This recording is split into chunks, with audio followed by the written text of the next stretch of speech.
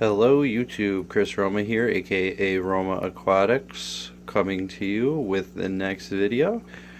So we left off with where the crystal shrimp tank was. It was a little foggy and murky because I just finished setting it up. And that's what it looks like, all cleaned up.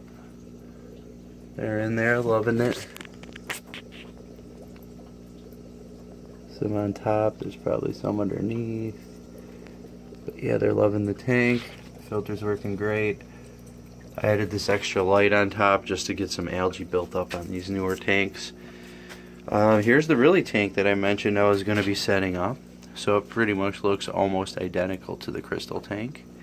The Reallys are liking that. And you may have saw I have a new addition. There's 6 orange rabbit snails. And one of them is going to be going in each one of these tanks. Plus I got 2 extra just to probably float around. So here we go. Here was the original mixed shrimp tank. It is now just basically low-grade cherry shrimp, and then there's 2 of the blue guys in there just to kind of see what I get. And then I'm adding 3 red Shakira cherries just to get some better genes in there. That guy looks like a Really. So yeah, the Reallys had babies in here, so I'm gonna have a fun time picking out all the Really babies as they grow up. Or I just might leave them in here, like this Really I left him here because he doesn't have a, I'm trying to focus on it, sorry. But anyway, he doesn't have a perfect Really pattern, so I'm not putting him in the Really tank. I'm going to try to keep a nice Really pattern, which I've heard is very hard to do, so we'll see what happens there. And then here's the next tank. I was going to put blue diamonds in here, but I went to my local pet store and found that they actually had some orange Shakiras. I'm referring to the Fish Place in North Tonawanda. It's an amazing, amazing store.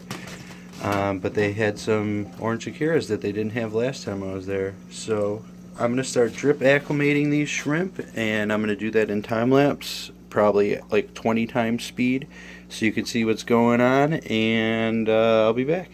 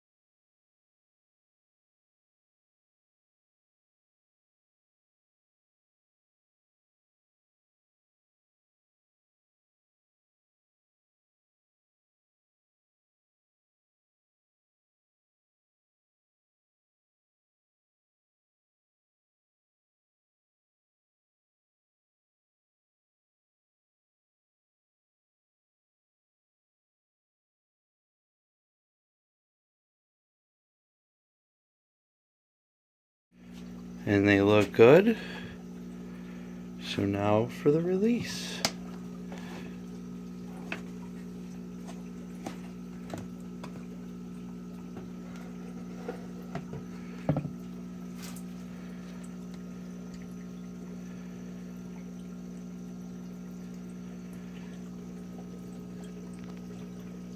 They look happy in their new home. Next.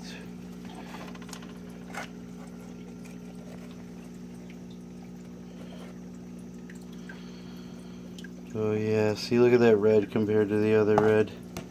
Oh, those are gorgeous.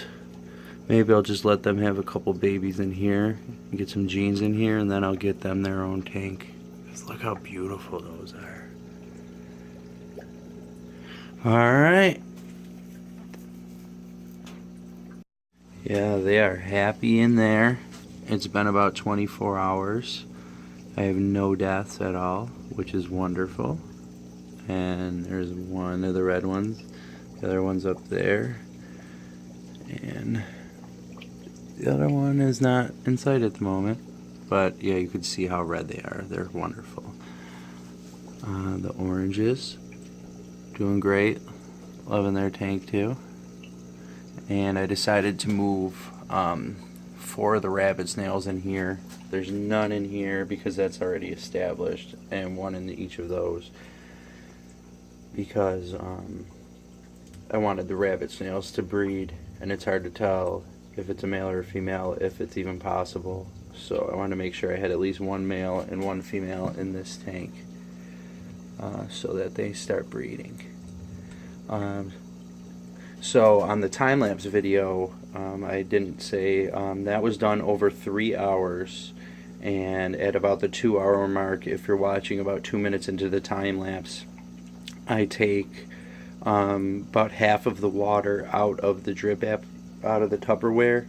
That's because at that point I felt like it was 50% store water and 50% my water, and then I lowered the water level so that I could add more of my water slowly again and get it up to more of a percentage of my water. And then I increased the drip speed at that point as well, and then let it go for about another hour. But also, update on here, as you can see, that's a little bit different. I moved all the plants down into the water because they weren't doing as well on the top. I don't think enough water was getting up there. I ripped the screen off of here. It's hard to see in the video, but there's no screen on there anymore because it was really inhibiting the flow.